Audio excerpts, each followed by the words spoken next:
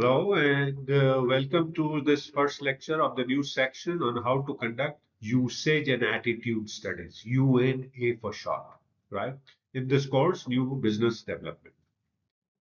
So in this section, what we will do is to help you get an in-depth view of how to conduct U&A studies, usage and attitude studies.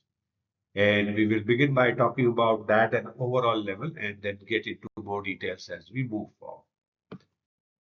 So, what do you think? How could you go about conducting usage and attitude studies for the categories that you're talking about? You have chosen one category, say consulting, right? So, how do you figure out the usage and attitudes of the customers in that category you can use for building a successful new business? So, that's for the topic. So, how would you go about doing that? So, first, let's look at what are U&A studies in flesh and bones and blood and all everything put together. So in real life, what would U&A studies look like that you could use for building successful new business? So U&A studies are basically open-ended questions about the usage and attitude towards the category. So if I'm consulting, looking at consulting, so how do people use consulting services? What are their beliefs? What are their dispositions? What they like in consulting services? What they don't like? What are their requirements? And these are all what is called open-ended. And what is open-ended? We will talk about that as we go forward. And it covers questions like what are the products used? What is the awareness level? What consulting consultants are you aware of?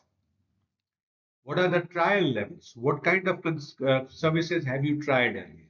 Where have you come to know about them? What are the pricing preferences you have? What prices have you paid in the past? What are you willing to pay? The reasons for the preferences for each of these, right? Purchase considerations. When you buy a consulting services, what are the factors you consider? How satisfied are you with your current level of suppliers of consulting? What are the problems that you face in that category? What are the improvements you need? What are the possible pricing and distribution preferences? How would you like your services or product to be delivered? What kind of pricing are you willing to pay? So these are the many open-ended questions that you deliver. And that gives you what is called consumer insight and media habits, etc. That you can use to develop the concept that we will talk about later on. We will connect this to in the next section. But the concept is what concept is about an idea of your product or service in a marketing terms. And also they will help you decide your marketing, sales, and distribution strategy. There are two ways to decide concepts, marketing, sales, and distribution strategy. One is to take it out from your hat, take out your hat and say, this is what I want to do, this is the concept is.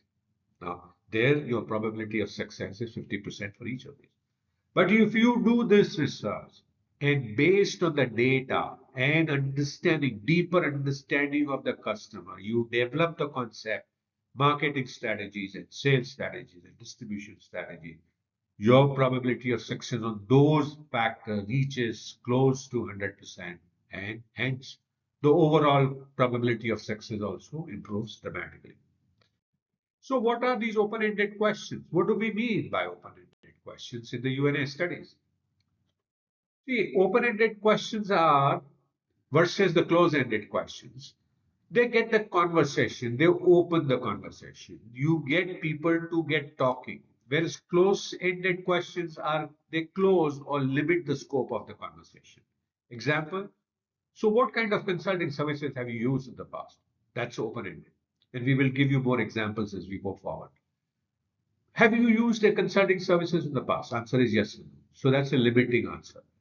Then the open-ended questions uncover unexpected stories and insights. And that is very important to become successful in a new business. You need to figure out unexpected stories and insights, unmet needs of the customer.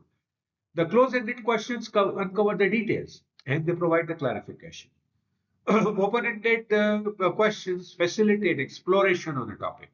You kind of walk into a jungle without knowing where to go, right? And you keep walking. Whereas the close-ended questions support quantification of responses.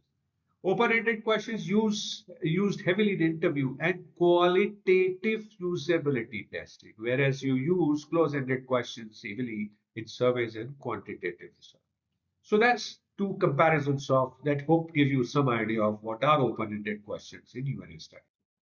Let's take a look at some examples of open-ended questions.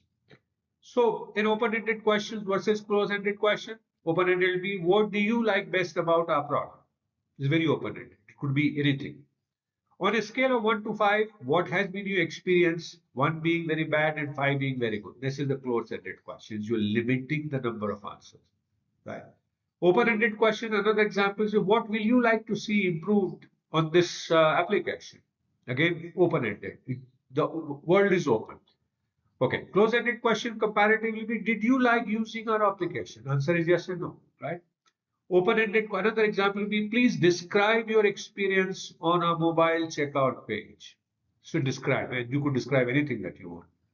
The close-ended versus that will be how was your mobile checkout experience? Good, bad, ugly, fair, needs improvement. Choices. Another last example that we'll talk about here in open-ended is how would you like this new feature into your use for your application? Again, open-ended. Versus close-ended will be do you think you will use this new feature? Yes and no. Right? So you get an idea of open-ended and close-ended questions? Great. Let's take a look at some more examples. How did you hear about brand X versus are you satisfied with the service? What is the biggest obstacle stopping you from reacting your desired outcome, reaching your desired outcome versus did this feature help you get your desired outcome? Yes, maybe no. How did you open-ended? How would this product change you about how your work happens? Do you think that you will use this product again? That's a close-ended. Another example of open-ended is what happened in the past that when you use this product versus close-ended, have you done this before? Yes and no. Open-ended, what worked well for you when you use this product versus what was your experience? And then you ask the person to rate on a scale of 1 to 5, right? So these are examples of open-ended and close-ended. Now, what are the do's and don'ts for the open-ended and close-ended questions? For open-ended questions, do ask a lot of what, why, and how. Do not ask for a broad or lengthy question to avoid confusion. Do ask for elaborate answers. Do make them feel comfortable. Do ask for explaining with example. Questions should be short and crisp, and they should be active and patient listener. What you don't do is, apart from not asking a broad and lengthy question, don't encourage lengthy answers to every question. Don't give prompts. Don't force the answers. Don't interrupt while respondents are answering. So these are some of the do's and don'ts of open-ended questions. So what do we do next? So having looked at what is open-ended questions, we will now look at another term that we are using here, usage and attitudes for the category. So what do we mean by these usage and attitudes of the category in the U&A studies is what we will cover for you in the next lecture.